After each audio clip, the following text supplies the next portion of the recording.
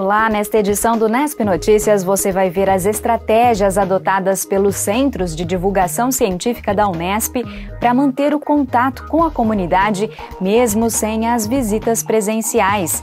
E ainda, pesquisa da Unesp em Botucatu avança na descoberta de fatores que levam gestantes a desenvolverem pré-eclâmpsia.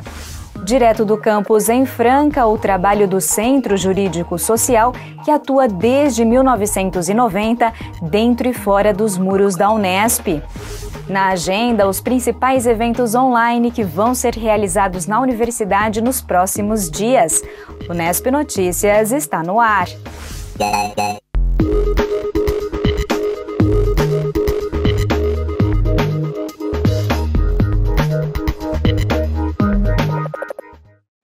Com as visitas suspensas por conta da pandemia, alguns centros de divulgação científica da Unesp têm utilizado as redes sociais para continuar levando conhecimento ao maior número de pessoas possível. Facebook, Instagram, YouTube e até TikTok se tornaram canais de contato entre a universidade e o público. Nós convidamos 3 desses centros, a Agência de Divulgação Científica e Comunicação do Instituto de Biociências em Botucatu, o Centro de Ciências do Instituto de Química em Araraquara e a Trupe Quimiatividade, projeto ligado à Faculdade de Ciências e Tecnologia em Presidente Prudente, para mostrar como eles têm mantido os laços com a comunidade. Olá, eu sou Adriane Vasco, sou docente do Departamento de Ciências Químicas e Biológicas do Instituto de Biociências de Botucatu e minha área de atuação é genética animal. Desde que eu ingressei na Unesp, em 2006, eu sempre estive envolvida em atividades de extensão universitária, especialmente voltadas ao letramento científico. E aí, com o tempo, essas atividades foram se expandindo cada vez mais e se diversificando. Em 2018, eu tive a oportunidade de implementar a GDC, Agência de Divulgação Científica e Comunicação do Instituto de Biociências de Botucatu. Essa agência tem como foco desenvolver produtos e serviços que são voltados à divulgação de temas científicos e também à comunicação de ações realizadas dentro da universidade. E para isso, essa agência conta com uma equipe que é formada por professores, alunos de graduação e também de pós-graduação e técnicos administrativos. E todos nós atuamos de uma forma bastante integrada para gerar programas audiovisuais, organizar e transmitir vários eventos e também produzir materiais de comunicação, como cards, vídeos e newsletters semanais. E durante todo esse período de distanciamento social, a GDC não parou as suas atividades, né? E eu acho até que essa agência conseguiu expandir sua atuação e geração de produtos, tanto voltados à comunicação, como também direcionados à popularização da ciência.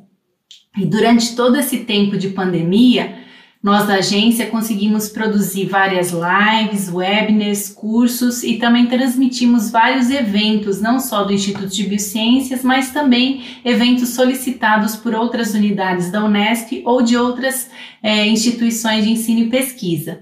E esses eventos abordaram temas diversos de ciência. Um dos exemplos do que nós transmitimos foram os webinars, que a gente chamou da série Tudo que você queria saber sobre Covid-19, e que foram um sucesso, né? Os episódios contaram com a participação de convidados de diferentes universidades, eram pesquisadores, médicos, veterinários, biólogos, e tiveram muitas visualizações e interação com o público que assistiu esses webinars. E esse é somente um dos exemplos do que nós fizemos em tempos de pandemia dentro da GDC e que conseguimos transmitir para a sociedade, né, informações importantes e com base científica relacionadas ao novo coronavírus. Antes do período de isolamento social e depois em continuidade durante todo esse período de pandemia, a agência também produziu vários episódios de um podcast, o Mafagafos Podcast, que é desenvolvido por alunas de diferentes programas de pós-graduação aqui do Instituto de Biociências de Botucatu, e alguns desses episódios também abordaram questões relacionadas ao novo coronavírus. E todos esses materiais que nós geramos antes e durante a pandemia, eles estão todos disponibilizados no próprio canal YouTube da agência, no nosso Facebook e também no Spotify. Eu, pessoalmente, acabei montando um mini estúdio na minha casa, né, para que eu pudesse continuar, principalmente usando o Chroma Key e gerando vídeos curtos, especialmente de um programa iniciado antes da pandemia, que foi chamado Minuto Ciência e que teve vários episódios. E um desses episódios teve mais de 15 mil visualizações e várias perguntas foram enviadas por quem assistiu esse vídeo no nosso canal YouTube. E isso nos chamou muita atenção. E esse episódio era voltado à demonstração da metodologia de extração de DNA e ele foi especialmente visto por estudantes do ensino básico e ensino médio. E aí nós vimos que esse poderia ser um público que a gente poderia atingir de uma forma mais adequada para fazer divulgação científica. E foi aí que o meu colega na agência, o André Alvarenga, me sugeriu começar a usar um aplicativo, o TikTok, né, para postar mais vídeos curtos, interativos e que chamassem a atenção, especialmente dos jovens que compõem essa maior parte de usuários do TikTok. E aí foi criado então o perfil Professora Dri, com um grande objetivo de postar ali vídeos demonstrativos ou explicativos de temas científicos, mas especialmente voltados à minha área de atuação, que era genética, né? E foi uma grande surpresa ver que alguns desses vídeos tiveram mais de 270 mil visualizações e que eu tive vários seguidores num curto espaço de tempo. Grande parte desses eram adolescentes que estão no ensino fundamental e no ensino médio e que enviaram várias perguntas associadas aos vídeos postados. E alguns dias eu mal dava conta de responder os comentários e perguntas que eles encaminhavam a cada vídeo que era colocado no TikTok, né? E o mais legal foi ver que várias pessoas que assistiram esses vídeos do TikTok acabaram replicando os experimentos ou fizeram os testes, né, que estavam colocados em alguns dos vídeos nas suas próprias casas. Talvez a maior dificuldade seja que a academia, eu acho que ainda não compreende exatamente que essas ações de educação e divulgação científica são realizadas de forma séria. Elas demandam um grande tempo de preparação, de dedicação, e elas surtem realmente resultado, né? E que mesmo que os vídeos tenham um lado lúdico, um teor mais humorístico, eles não são feitos de forma como uma brincadeira, né? São ações sérias, efetivas e que vão de encontro a um público específico, falando uma linguagem adequada para esse nicho, né? Da sociedade. E eu realmente desejo que a divulgação científica se expanda, né? Não só na Unesp, mas como em nosso país. Que a gente possa atingir diferentes públicos, que a gente possa associar cada vez mais ciência com arte, provocar a curiosidade das pessoas e um encantamento pelas questões científicas. Enfim, democratizar, né, saberes e valores da ciência e tecnologia. Olá, meu nome é Leandro e eu sou integrante do grupo Trupe Química e Atividade. A Trupe é um projeto de extensão que tem como objetivo a divulgação e a popularização da ciência através de shows interativos. Nossos integrantes são todos membros da graduação de licenciatura em Química e o nosso público são alunos do ensino médio técnico até o ensino superior. O grupo foi fundado em 2006 e desde então já fizemos cerca de 300 apresentações para mais de 14 mil alunos. Além de apresentações em ambientes escolares, também participamos de feiras de ciências e profissões, além de semanas temáticas, como, por exemplo, a Semana da Química ou a Semana do Meio Ambiente. Nós, por meio de agendamentos, visitamos as escolas públicas e particulares, tanto do nível fundamental, do nível médio, do nível técnico e até mesmo alguns cursos de graduação, e a gente percorre esses lugares realizando o show da Química. Então, por meio de ensaios, né, de experimentos que têm um grande apelo visual, fumaça, mudança de cor, fogo, a gente consegue discutir alguns conceitos da química e quem está assistindo a apresentação pode estar fazendo parte junto com os integrantes do projeto. Então, em 2020, nós voltamos um pouco mais para o grupo e estudamos de que maneira a gente poderia estar continuando com o projeto para que não seja interrompido. Haja visto que a demanda por apresentações continuou sempre, né? Então, uma das estratégias que a gente utilizou é usar as redes sociais para continuar a divulgação da ciência por meio de experimentos. E aí, num primeiro momento, a gente começou a relembrar com os contatos que nós temos, que são as escolas principalmente, a relembrar as apresentações que já foram realizadas. Num segundo momento, nós começamos a fazer pequenos textos, pequenas postagens sobre os experimentos que fazem parte do show da Química, sempre mantendo o contato virtual com as escolas, né? Então, muitas das escolas têm páginas no Facebook, páginas no Instagram, e pelo contato que nós temos das escolas pela diretoria de ensino, então a gente continua com esse contato virtual, mesmo sem estar realizando a apresentação do show da Química. Então, essas foram algumas estratégias que a gente utilizou para continuar divulgando a ciência. E no final do ano, a gente conseguiu realizar o primeiro show da Química online, ao vivo, que foi o convite de uma escola, se eu não me engano, de Assis, da cidade de Assis, aqui de São Paulo, e que foi numa feira de ciências. Então, nós já havíamos estudado a possibilidade de estar realizando o show da Química online para propor para as escolas nesse ano de 2021. E o ano passado, com esse convite, foi possível. Então, nós nos organizamos, o grupo, então, fez a gravação dos experimentos que nós realizamos no show da Química, e nós editamos esses vídeos e nós passamos esses vídeos no meio da apresentação do show da Química, que foi de maneira virtual, né, utilizando uma plataforma em que os integrantes iam fazendo a apresentação do experimento e os alunos que estavam assistindo conseguiam, por meio do chat, interagir com a gente. E aí, no meio da apresentação, a gente ia passando o vídeo que foi gravado do experimento. Então, foi a maior oportunidade que nós tivemos de implementar uma ideia que a gente estava estudando para continuar com a divulgação científica, né? Para o ano de 2021, nós conseguimos nos organizar para um agendamento de apresentações online.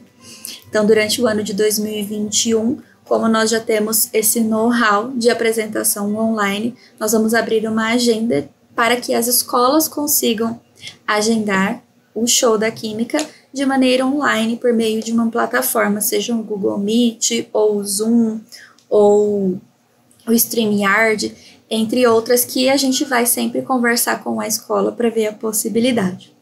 Então, essas foram as estratégias que a gente utilizou e que a gente vai continuar utilizando nesse cenário, né, que a gente tem uma previsão de melhora, mas nesse momento em si, o que a gente não pode fazer é parar com as atividades do projeto. Então, a universidade pública, ela tem esse intuito e ela precisa estimular ainda mais que a gente consiga transpor os muros da universidade, chegar até a população de fato, que merece saber o que a gente faz e que merece saber o que é essa ciência toda que a gente só fala e às vezes está tão longe, mas é necessário a gente continuar com essa iniciativa. Olá, eu sou a professora Sidneia do Instituto de Química da Unesp de Araraquara e gostaria de falar com vocês um pouquinho sobre o Centro de Ciências.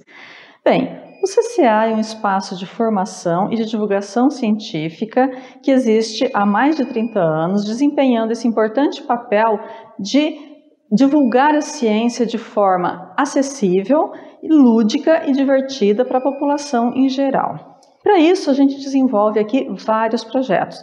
Dentre eles, a visita guiada, onde os visitantes desenvolvem atividades que são propostas e mediadas pelos nossos monitores, que são estudantes dos nossos cursos de graduação. Em relação ao nosso acervo, ele é bem amplo, envolvendo, além das áreas clássicas como a física, a química e a biologia, também temos elementos das áreas de matemática, mineralogia, energias renováveis, temos uma trilha sensorial, uma exposição que trata da aquisição da linguagem pelas crianças, uma sobre Primo Levi, que inclui essa tabela periódica que vocês estão vendo aqui atrás de mim, dentre várias outras. Em 2020, com a pandemia, o CCA foi fechado para visitação, o que nos levou a buscar alternativas virtuais para continuar com a divulgação científica. A estratégia adotada foi a produção de material digital que pudesse ser divulgado pelas redes sociais, principalmente pelo Facebook e Instagram. Esse material foi produzido pelos estudantes e professores envolvidos com o CCA, com o auxílio importantíssimo da funcionária do centro. e se constituiu de postagens semanais envolvendo tanto posts rápidos quanto artigos mais detalhados e até um podcast, sempre abordando temas relacionados à pandemia. No total, foram 30 temas que variaram desde álcool 70 até os termômetros de infravermelho, passando por ensino remoto, alimentação, produção de lixo, modelos matemáticos, história, enfim, abordamos um amplo aspecto de temas cabíveis e o alcance foi muito grande, chegando a mais de 100 mil visualizações. Paralelo a isso, desenvolvemos também um livreto de passatempos, contendo atividades que envolvem parte do acervo do CCA, com o objetivo de levar um pouco de entretenimento ao nosso público neste ano tão difícil. Esse passatempo também foi disponibilizado em nossos canais. Para o ano de 2021, nossas ações consistirão em ainda continuar fazendo divulgação científica nas redes sociais, mas ampliamos o projeto, pensando em gravar vídeos dos experimentos para divulgação científica também. A equipe do CCA pretende também se preparar para voltar a receber os visitantes de forma presencial, focando principalmente nas exposições existentes na área externa do CCA, como as energias renováveis, as árvores, observação de aves, a trilha sensorial. E por fim, eu gostaria de destacar a importância de espaços como esse para a formação e informação da sociedade, principalmente em momentos de disseminação de tantas notícias falsas como a gente tem vivido. E destacar o fundamental papel da Universidade Pública Brasileira para a geração e democratização do conhecimento, ambos tão necessários para o desenvolvimento do nosso país. E, assim, agradeço a oportunidade e gostaria de convidar a todos para acessar os nossos canais e dizer que, enquanto estamos nos cuidando, estamos também nos preparando para um retorno presencial, o mais breve possível, esperamos. E já que estamos falando em divulgação do conhecimento científico, na próxima segunda-feira, a partir das 10 da manhã, a TV Unesp vai transmitir a segunda live em comemoração aos 10 anos da emissora. E o tema da vez será divulgação científica. As convidadas para esse debate são Sabine Righetti, jornalista e coordenadora da agência Bore, especializada em jornalismo científico, a professora Adriane Vasco, do Instituto de Biociências da Unesp em Botucatu e uma das idealizadoras da Agência de Divulgação Científica e Comunicação do Instituto, e a jornalista Karina Toledo, editora da agência FAPESP. O bate-papo terá mediação do professor Marcelo Yamashita, assessor-chefe da Assessoria de Imprensa e Comunicação da Unesp. Então anote aí, dia 19, segunda-feira, a partir das 10 da manhã, no canal do YouTube da TV Unesp. E segunda-feira, também dia 19, é comemorado o Dia dos Povos Indígenas. A data é importante para lembrarmos da importância da cultura indígena na formação e constituição do nosso país. Isso só é possível quando temos conhecimento sobre ela. Por isso, você confere agora uma pesquisa desenvolvida na terra indígena Kaxinawá, de Nova Olinda, no interior do Acre, sobre as práticas agrícolas desenvolvidas lá no local. O estudo é uma parceria entre a Unesp, a Universidade Federal do Acre e a Embrapa. Olá, meu nome é Tomás Ribeiro Lanza, sou engenheiro agrônomo, sou educador, consultor e pesquisador nas áreas de agricultura e meio ambiente e estou aqui para falar um pouquinho da minha pesquisa de doutorado que desenvolvi pela Unesp de Botucatu no curso de pós-graduação em agronomia com ênfase em horticultura. Bom, fui orientado do professor Lin Xiaoming e co-orientado do pesquisador da Embrapa Acre, Moacir Haverhot. A nossa pesquisa ela foi desenvolvida entre os anos de 2016 e 2020, uma parceria entre Unesp, Embrapa Acre e Universidade Federal do Acre, com o objetivo de entender e mapear a agricultura, os sistemas de cultivo e as plantas alimentícias utilizadas na terra indígena Kaxinawá de Nova Olinda, no município de Feijó, no Acre. Essa pesquisa ela foi apoiada pela CAPES, pelo PGPSE, e aconteceu entre os anos de 2016 e 2020, através de viagens de campo e pesquisas de laboratório, em pesquisas bibliográficas, para a gente entender como que esses indígenas utilizavam a terra, utilizavam os recursos naturais, como faziam agricultura e quais plantas alimentícias eles consumiam. Bom, a pesquisa basicamente ela se dividiu em duas frentes. Uma, entender a agricultura, entender os sistemas de cultivo. Para entender isso, a gente visitou as áreas de roçado, fez entrevista com as famílias de agricultores da comunidade e mapeou quais as práticas, quais as técnicas, quais os manejos e quais as plantas que eram cultivadas nessa área. Tá? A metodologia utilizada, que a gente chama dentro da etnobotânica, foi a de entrevistas semi-estruturadas com visitas nos roçados. A outra metodologia foi para entender quais as plantas alimentícias consumidas das áreas de floresta, que a gente chama de plantas alimentícias silvestres. Nessa metodologia, a gente conversava com os especialistas, com pessoas apontadas pela comunidade como grandes conhecedores de plantas, andava na floresta, nas áreas de mata, onde essas pessoas, esses especialistas, eles mostravam as plantas para a gente catalogava, mapeava, identificava, levava para o herbário e ao final das pesquisas, né, das conversas, ele apontava outros especialistas da comunidade para a gente estar fazendo novas pesquisas. Essa metodologia a gente chama de bola de neve, onde um especialista indica o outro especialista, até a gente, vamos dizer, mapear os especialistas da comunidade. E é bem interessante porque permitiu a gente não só conhecer as plantas, mas conhecer a terra indígena de uma forma mais ampla, já que a gente fazia grandes caminhadas, longas caminhadas pelas áreas de floresta, conhecendo aí as plantas comestíveis da Amazônia. Bom, o nosso trabalho, a gente identificou 4 sistemas de cultivo principais, ou seja, 4 tipos de agricultura praticadas por essa comunidade, onde o primeiro tipo de agricultura a gente classificou como roçado de corte e queima, que basicamente é o roçado tradicional indígena, que é derrubar a área de capoeira ou de floresta, queimar, cultivar durante alguns anos e depois deixar essa terra descansar e ir migrando para outras áreas, então são sistemas rotacionados. Nessas áreas são cultivadas diversas culturas como milho, mandioca, taioba, acará, entre outras culturas aí de ciclo mais curto ou médio. O outro sistema de cultivo são os bananais, que são áreas onde se destina basicamente à produção de banana.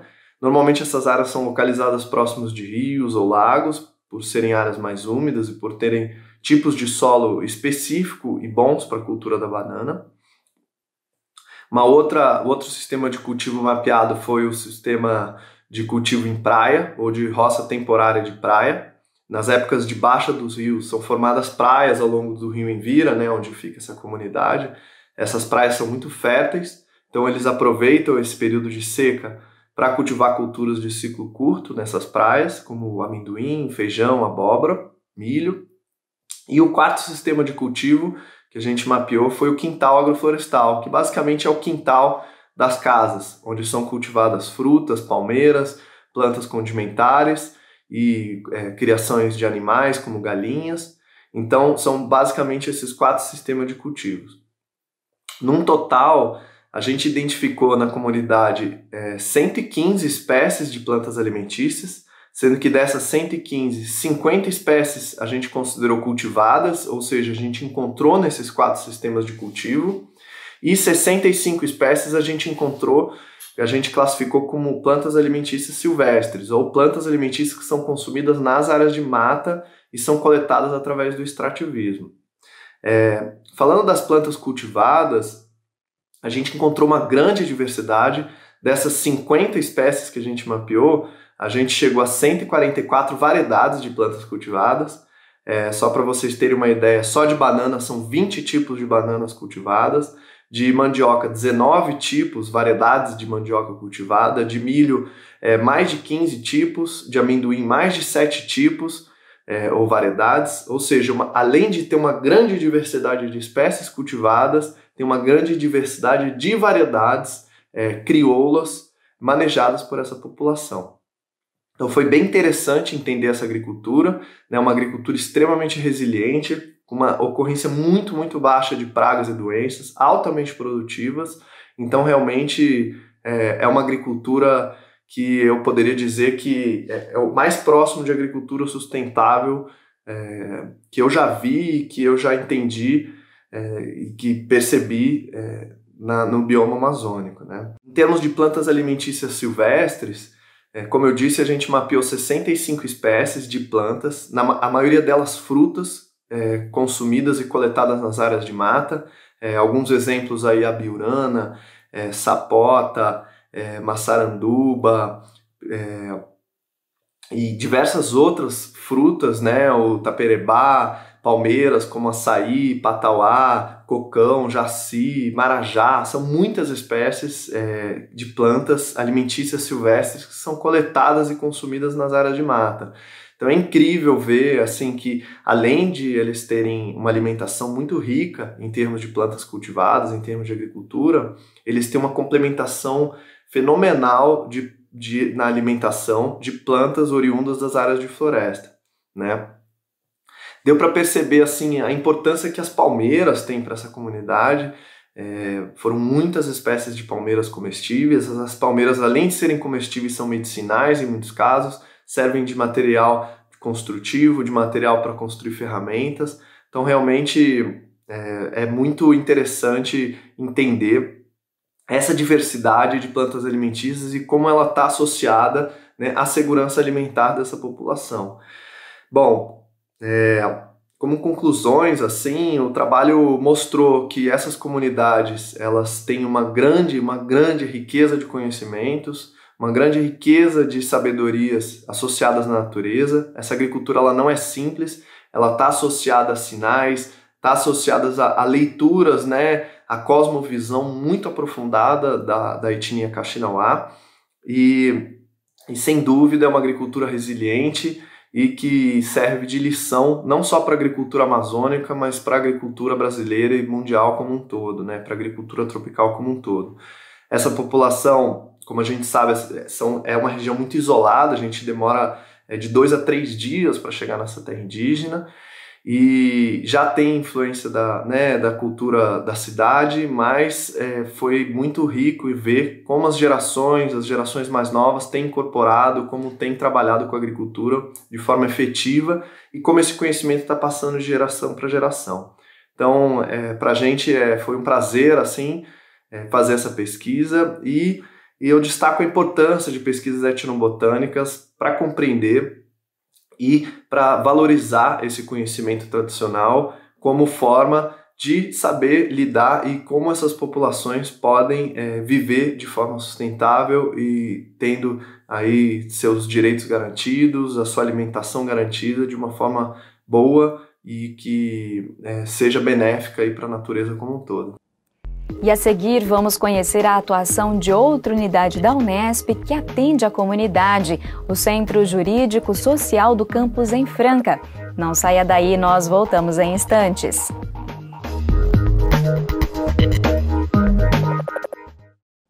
Voltamos e você vai conhecer agora o trabalho desenvolvido no Centro Jurídico Social da Unesp em Franca, criado em 1990 como um campo de estágio e transformado 2 anos depois em unidade auxiliar. Ano a ano ele vem expandindo a sua atuação dentro e fora dos muros da universidade. Nós conversamos com a supervisora do centro, a professora Luciana Canavês, e com a assistente social e professora Adriana de Almeida, que explicaram os objetivos da unidade e como ela tem atuado agora no período da pandemia do novo coronavírus. Vamos ver. Luciana e Adriana, primeiramente, muito obrigado por disporem esse tempo aqui com a TV Unesp para falarem um pouco mais sobre a atuação do Centro Jurídico Social da Unesp aí em Franca. Olá, Júlio, tudo bem? Nós gostaríamos de agradecer a oportunidade, né, de falar um pouquinho sobre o Centro Jurídico. É muito importante para nós podermos, né, assim, mostrar um pouquinho do nosso trabalho. Então, nós é que agradecemos a oportunidade. Olá, Júlio. Também agradeço, né, essa oportunidade. É sempre importante, né, para a unidade Centro Jurídico Social poder ocupar esses espaços para a gente divulgar o nosso trabalho, que é realizado aqui em Franca já há mais de 30 anos. Bacana. Para a gente começar, então, professora Luciana, gostaria que você falasse, explicasse um pouquinho mais quais são as atividades que vocês oferecem aí no centro, os serviços que vocês prestam e em quais áreas do conhecimento são englobadas. O Centro Jurídico Social, ele se destaca principalmente, né, pelo trabalho interdisciplinar entre os cursos de Direito e Serviço Social. Então, o primeiro que eu gostaria de destacar realmente é o estágio, né, onde os alunos, tanto do curso de Direito quanto de Serviço Social, eles podem desenvolver, junto com a nossa equipe técnica, sob a supervisão, e tem essa possibilidade de ter esse diferencial, né? Então, não é apenas um atendimento jurídico mecanizado, né? Essa união com o curso de serviço social proporciona um outro olhar, né, nesses atendimentos, cuidando também dessas questões sociais tão importantes e tão caras aí para a nossa sociedade. Então, é um grande diferencial, primeiro, o estágio, né? Desse estágio geram vários outros frutos. Nós temos, por exemplo, pesquisa, né? Esses atendimentos, eles também são vistos como temáticas para estudo dentro da unidade auxiliar. Então, são desenvolvidas pesquisas que são temas gerados desses atendimentos. Então, nós temos pesquisa em todos os níveis, né? Nós temos pesquisa dentro dos projetos de extensão que são desenvolvidos, TCCs, dissertações de mestrado, teses de doutorado. Então, há uma interconexão também com os programas de pós-graduação. E nós temos também a extensão universitária, que é muito forte dentro da unidade auxiliar. Nós temos vários projetos, né, que são desenvolvidos pelos docentes que são colaboradores lotados aí dentro da unidade auxiliar. Então, são várias frentes de trabalho que nós temos. E, Adriana, você que é aí a responsável, né, pela parte de assistência social, fala um pouquinho, para os alunos que passam aí durante o estágio, fazendo pesquisa, quais são os ganhos que você percebe que ele vai ter na formação profissional dele, ao passar pelo Centro Jurídico Social, e também na formação humana, no desenvolvimento humano, né? O que você consegue ver que eles apreendem aí durante esse tempo que eles ficam disponíveis? Bom, Júlio, é bem oportuna essa questão, porque, como já foi colocado anteriormente pela professora Luciana, a unidade, ela procura atender ao objetivo da universidade, ao tripé da universidade, ensino, pesquisa e extensão. Então, pensando numa formação global, tanto para o curso de serviço social, como também para o pessoal do curso de direito, ter a possibilidade de fazer essa articulação na prática, colocar os instrumentais, as petições, ter contato direto com a comunidade, ter contato direto com a problemática, né, a vivência dessa comunidade, desse usuário que vem nos procurar com uma demanda jurídica que, a princípio, né, ela acaba sendo como se fosse uma ponta de um iceberg, né, porque essa demanda jurídica, ela pressupõe uma judicialização de questões sociais. Então, para a formação acadêmica dos alunos que passam aqui no Centro Jurídico, é muito importante. Então, eu vejo que eles ganham muito nessa questão de estar articulando, né, o conhecimento teórico com a prática no dia a dia. E a questão humana, enfim, ele acaba tendo muitos valores sociais, né, éticos, humanos, mais solidários. E essa questão da interdisciplinaridade, ela é o diferencial realmente do nosso trabalho. A troca do conhecimento entre essas duas áreas.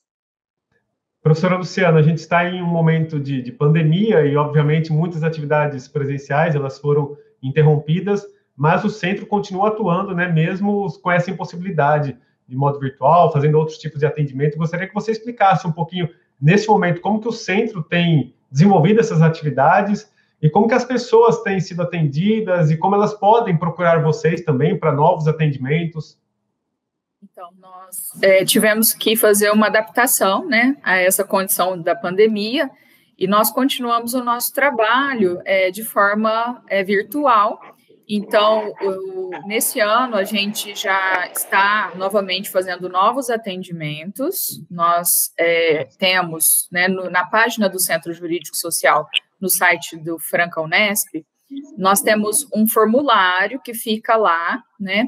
E as pessoas que necessitam, elas entram, elas preenchem esse formulário com a sua demanda e depois isso vai para a equipe que vai dar uma devolutiva, ou seja, se for necessário o ajuizamento de uma ação, ou uma orientação social, um acompanhamento conjunto, então é dada essa devolutiva. Porém, nós não conseguimos atender toda a demanda, uma demanda muito grande, né? Essa questão do acesso à justiça é uma questão bastante problemática desde antes da pandemia e que se agravou profundamente com a pandemia. Até porque os usuários, que são pessoas, né, em situação de vulnerabilidade econômica e social, eles não têm, talvez, todos os recursos eletrônicos necessários para serem atendidos. Então, isso é um problema bastante sério que a gente tem na nossa sociedade hoje. Então, o que acontece? Às vezes, a demanda é tão grande, nós não conseguimos, e aí a nossa equipe, ela orienta, encaminha para a Defensoria Pública, o que não consegue atender, para outros centros de outras universidades, né? Então, nessa questão de atendimento sociojurídico. Com relação aos nossos projetos de extensão, nós tivemos que nos adaptar, porque o nosso principal projeto, digamos assim, é um projeto da carreta. Nós temos uma carreta que é adaptada para escritório e, em tempos normais, nós vamos aos bairros, aos centros de referência, associações, e a gente desenvolve um trabalho muito bacana de extensão universitária e atendimento sociojurídico, o que não pode ser feito nesse momento. Então, a gente tem trabalhado, por exemplo, esse projeto da carreta, a gente tem trabalhado com publicação, a gente elaborou uma publicação, que está até na página também, e nós fizemos atualizações da legislação em relação à pandemia. Então, tudo que foi sendo alterado na parte previdenciária, na parte civil, do direito do trabalho, consumidor, para poder, então, informar a população, né, com uma linguagem bastante simples, bastante acessível. Então, ficou disponibilizado e a gente dava ampla divulgação para esse material. As outras extensões, por exemplo, a gente tem o Sarau Cultural, que é uma extensão que trabalha com idosos, né, através da arte, se discute aí problemas, questões, e aí isso tem sido feito no WhatsApp ou mesmo por encontros virtuais. Então, temos vários outros. Temos um projeto de extensão sobre saúde mental, que é associado ao Departamento de Saúde aqui de Franca, e aí foram feitos vários vídeos, né, com informações por vários tipos de profissionais, médicos, advogados, assistentes sociais, com essas informações. Então, assim, a gente tem várias frentes, né, a gente continuou com a nossa extensão, a pesquisa não parou, os professores continuam orientando também os alunos de forma virtual, e, de uma forma geral, assim que a gente tem trabalhado. Adriana, a professora até falou da demanda, né, durante, que normalmente não consegue, né, atender todo mundo. E o que você percebeu, Adriana, neste um pouquinho mais de um ano de pandemia? A situação de vulnerabilidade social, de fato, aumentou? Vocês perceberam um aumento de procura das pessoas por esse tipo de serviço, até para uma assistência social, enfim, para alguma ajuda mesmo? Sim, a vulnerabilidade social a desigualdade social já era um problema latente, né? Eu diria que é estrutural na nossa sociedade. E essa pandemia veio para dar voz, dar grito, olha, nós não temos mais condições de viver nessa situação. Então, houve sim um agravamento, né, da vulnerabilidade. Como foi colocado, como nós trabalhamos com acesso à justiça, então, são pessoas que muitas vezes tiveram seus direitos negados, né, seja de algum benefício, ou às vezes, porque a gente atende também na área da família, ou alguma situação que precisa ser resolvida em questões familiares. Então, isso também, né, apareceu bastante. E nessa questão de vulnerabilidade social, do agravamento da desigualdade social, do agravamento, do empobrecimento, né, da população, principalmente na área previdenciária, a gente percebe, né, nesse 1 ano e meio, que a gente precisou fazer muita atuação mais na área administrativa. Então, como eu falei anteriormente, né, que a demanda que chega aqui no centro jurídico acaba sendo um judiciamento das questões sociais. Então, administrativamente, a gente procura também desenvolver um trabalho. Em que sentido? Vou citar um exemplo para ser mais fácil a compreensão. Às vezes, algum usuário que teve alguma questão junto ao INSS e que precisa ser resolvida ou com algum recurso administrativo, a gente auxilia essas pessoas a estarem fazendo esse recurso, seja devido à questão técnica mesmo do direito ou à questão de acesso à tecnologia, porque a pandemia colocou todos os serviços dentro do ambiente virtual. E, infelizmente, a inclusão digital no nosso país é algo que é precária. Então, a nossa atuação nesse período também está sendo nessa perspectiva, tá? Auxiliando, ajudando, encaminhando, orientando e fazendo com que o que está no virtual, essas pessoas tenham acesso. Ô, professora, você até já citou, né, a questão das pesquisas, né? Acho que a gente pode ressaltar e reforçar isso, que o centro, ele não só atende, mas ele produz conhecimento, né? Ele, por meio das pesquisas, projetos de extensão, ele traz informações que vão embasar depois os próprios cursos de Direito, de Serviço Social. Gostaria que você falasse um pouquinho mais também, depois, a Adriana.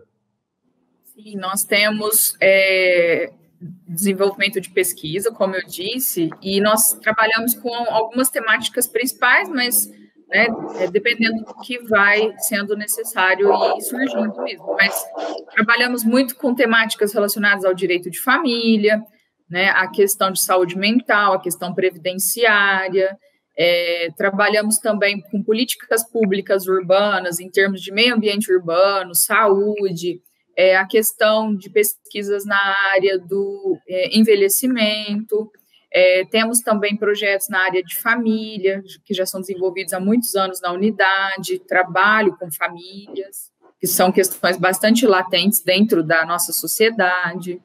Então, assim, são várias frentes. Dentro desses projetos de extensão, além do trabalho com a comunidade, nós temos também a produção científica. Então, os professores, eles orientam esses alunos extensionistas a produzirem essas pesquisas. Normalmente, essas pesquisas são apresentadas no nosso Congresso de Iniciação Científica, em outros eventos, né, também, tanto da área do direito, quanto da área do serviço social. Mas nós também temos o nosso evento, né, que acontece um ano sim, um ano não, que é o Fórum Sócio-Jurídico. Esse ano nós teremos, o último que aconteceu em 2019, né, foi sobre a reforma da Previdência, onde nós debatemos todos os reveses, né, da reforma da Previdência, não só do ponto de vista jurídico, mas principalmente do ponto de vista da questão social, e aí resulta em publicações científicas mesmo desses anais também.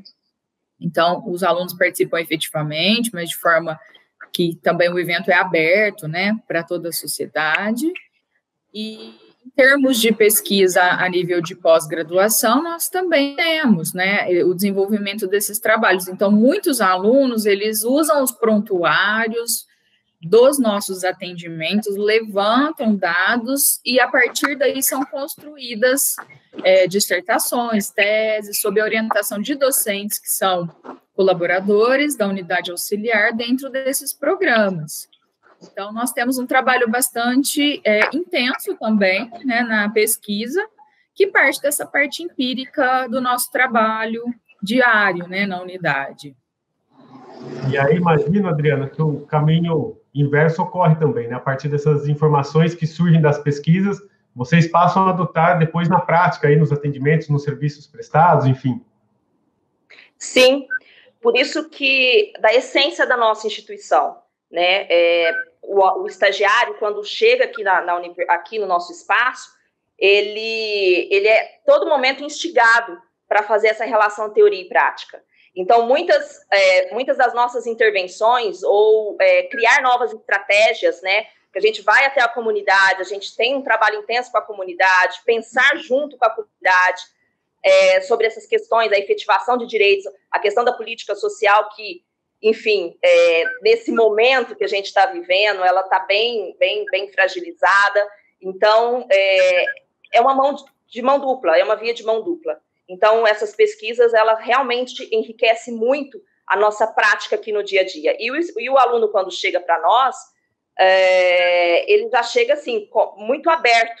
Eles chegam mesmo sedento para estar fazendo o trabalho aqui, pensando em pesquisa, desenvolvendo, apresentando, divulgando os dados. Nós temos um arquivo riquíssimo, né, se a gente for pensar em questão para projetos de pesquisa, desenvolvimento de pesquisa, a gente tem um arquivo riquíssimo aqui no Centro Jurídico. Bacana. Certamente, estar junto com a comunidade é um dos deveres e a universidade tem feito isso muito bem. Gente, eu gostaria de agradecer demais, mais uma vez, a presença de vocês, a participação de vocês. Professora Luciana, muito obrigado pelas informações. Nós que agradecemos, Júlio, mais uma vez essa oportunidade. Muito obrigada. Adriana, assistente social, também, muito obrigado por estar com a gente hoje. Eu que agradeço pela oportunidade, mais uma vez, e espero estarmos em outros momentos também. Continue com a gente que no próximo bloco tem mais pesquisas da universidade que impactam o dia a dia da população. E a nossa agenda de eventos também está de volta com os novos estagiários de jornalismo da TV Unesp. Nós voltamos já já.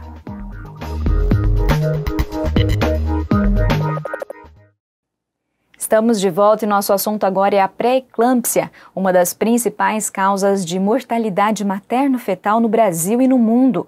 Um estudo liderado pela professora Valéria Sandrin, do Instituto de Biociências da Unesp, em Botucatu, deu um novo passo em busca de respostas para os motivos que levam gestantes a desenvolverem a doença. O trabalho foi publicado na revista oficial da Sociedade Canadense de Químicos Clínicos. No meu laboratório, a gente realiza pesquisas com pré-eclâmpsia. A pré-eclâmpsia é um problema que ocorre na gestação, que é conhecido por um aumento de pressão arterial e problemas em diversos órgãos. A pré-eclâmpsia é uma das principais causas de mortalidade materno-fetal no Brasil e no mundo. E com isso, o objetivo do nosso laboratório é entender melhor como é que esse aumento de pressão e como esses danos em órgãos-alvos acontecem. Neste artigo, a gente encontrou uma importante via, que é a via de enzimas chamadas arginase, que estão relacionadas à não resposta a medicamentos nessa doença. A arginase 2 é uma enzima que vai contribuir com o quadro de hipertensão nessas gestantes com pré-eclâmpsia. Isso porque ela consome a L-arginina, que é um substrato importante para a produção de óxido nítrico, que é um vasodilatador que controla a pressão arterial no nosso organismo. Então, quanto mais arginase está sendo expressa, quanto maior sua atividade no organismo, mais L-arginina é consumida e, consequentemente, menos óxido nítrico é produzido. Então, sabendo disso, a gente quis avaliar os níveis de arginase no plasma de gestantes saudáveis e gestantes com pré-eclâmpsia, divididas ainda em gestantes com pré-eclâmpsia com ou sem complicações e que respondia ou não ao tratamento antihipertensivo que essas mulheres são submetidas durante a gestação, para a gente conseguir comparar, então, os níveis dessa enzima entre esses grupos de gestantes. O nosso grupo foi o primeiro a comparar níveis circulantes de arginase 1 e arginase 2 nos grupos de gestantes com pré-eclâmpsia e gestantes saudáveis. O nosso principal achado foi que as gestantes com pré-eclâmpsia de diferentes grupos apresentam diferentes perfis de arginase 2 circulante. Então, as gestantes com pré-eclâmpsia sem características severas e que respondem ao tratamento antihipertensivo possuem menores níveis de arginase 2 quando comparadas com gestantes saudáveis. Nós acreditamos que isso acontece pois essas mulheres possuem alguns mecanismos que são capazes de diminuir a arginase 2, fazendo com que haja melhores desfechos clínicos, como, por exemplo, a diminuição da pressão arterial, comparado com um grupo de mulheres com pré-eclâmpsia severa e que não respondem ao tratamento antihipertensivo e que apresentam maiores níveis de arginase 2. São a partir desses resultados que a gente pode começar a pensar em fármacos que vão inibir tanto a expressão quanto a atividade da arginase 2. E além disso, nossos resultados também possibilitam que a gente comece a pensar num tratamento específico para cada grupo de gestante. E agora uma novidade, a nossa tradicional agenda com os eventos da Unesp está de volta e os responsáveis por ela são os novos estagiários de jornalismo da TV Unesp. Conheça os nossos colaboradores e o que eles já prepararam para a gente.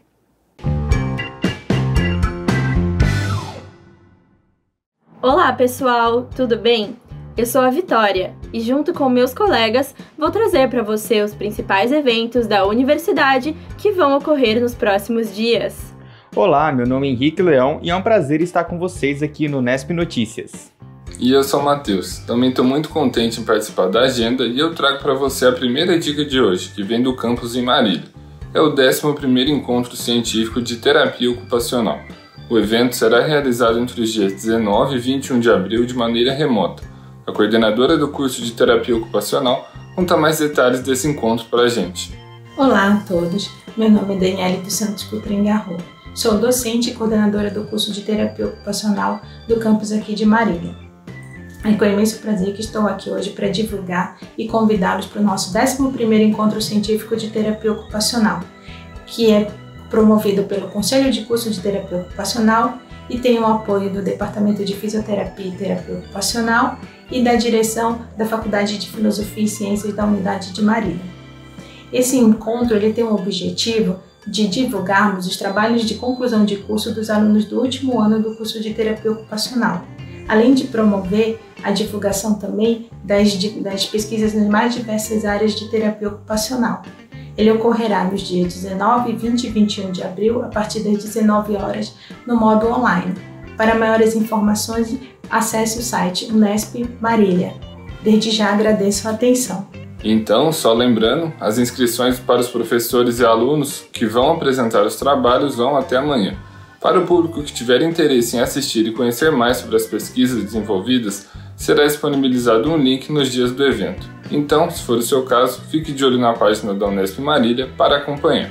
Desde o começo da pandemia de Covid-19, o Centro de Pesquisa em Física Teórica da Unesp em São Paulo oferece o curso Física de Fronteira online, com atividades para professores do ensino médio voltadas ao ensino da disciplina à distância. O objetivo é compartilhar técnicas e estratégias didáticas para a inclusão de conteúdos de física moderna e contemporânea em aulas online. São realizadas atividades em português e espanhol, sobre temas como matéria escura, física de partículas e evolução do universo. O curso é gratuito, mas com vagas limitadas. Ele ocorre às quartas, sextas e sábados, e as inscrições para as próximas aulas de abril ainda estão abertas. Se você tem interesse, no link que aparece aqui na tela você tem mais informações e também pode se inscrever. A Faculdade de Medicina da Unesp em Botucatu irá promover uma capacitação de alunos de graduação em enfermagem para assistência a pacientes de Covid-19 nas unidades de internação no Hospital das Clínicas. As vagas são destinadas para alunos de enfermagem matriculados no 4º ano e no ano letivo de 2021 e também para segundanistas do programa de residência em paciente crítico. A formação irá ocorrer no Laboratório de Habilidades da faculdade. As inscrições são até o dia 16 de abril. Para mais informações, acesse a aba de eventos no site da Faculdade de Medicina de Botucatu. O Fala Unesp, grupo de divulgação de pesquisa e eventos da Faculdade de Ciências Agrárias e Veterinárias de Jabuticabal, realiza a campanha Família Fala Unesp, em prol da ONG Amor Solidário, que atua lá na cidade. A ação tem o intuito de arrecadar alimentos, produtos de limpeza e dinheiro para a compra de outros produtos que serão destinados a famílias carentes. A campanha começou agora em abril, mas segue até dezembro, então dá tempo de participar. Para quem optar doar alimentos e produtos de limpeza, a entrega pode ser feita no endereço que aparece aqui na tela. Quem não estiver em Jaboticabal ou quiser fazer a doação em dinheiro para não sair de casa, é possível fazer um Pix ou uma transferência bancária. Os dados são esses da tela. Mas todas essas informações também estão disponíveis na página do Fala Unesp do Instagram, é só acessar lá. O Núcleo de Estudos da Tutela Penal e Educação em Direitos Humanos da Unesp em Franca irá promover uma oficina sobre a proteção dos direitos humanos. A ideia dos organizadores é debater questões sobre direitos humanos e políticas públicas. Se você se interessa ou pesquisa sobre o tema, não deixe de participar. O evento será no dia 19 de abril, às 5 da tarde, pela plataforma Google Meet. Para mais informações, acesse a aba de eventos do site da Unesp em Franca. As inscrições são gratuitas e vão até o dia da oficina. E para a gente encerrar, do dia 5 ao dia 31 de julho, será realizada a primeira edição do Programa de Formação em Biologia e Ecologia Quantitativas, que também é organizado pelo Centro de Pesquisa em Física Teórica da Unesp de São Paulo, em parceria com o Instituto Serrapilheira. O evento oferece uma formação intensiva para estudantes que têm interesse no campo da pesquisa em biologia e ecologia, com foco no uso da matemática, física e ciência da computação. Por conta da pandemia, essa edição ocorrerá no formato online. A programação terá aulas expositivas e sessões de discussão com a presença de professores de diferentes partes do mundo. Por isso, todo o conteúdo será ministrado em inglês. Podem participar pessoas com graduação completa ou com previsão de conclusão para o final de 2021. As inscrições já estão abertas e vão até o dia 3 de maio. Mas atenção, serão oferecidas até 50 vagas para o programa e os primeiros 500 inscritos terão preferência no processo seletivo. Para se candidatar, é só acessar o site que aparece na sua tela, onde você também encontra mais detalhes sobre o evento. Por hoje é só, a gente volta a se encontrar na semana que vem. Até lá!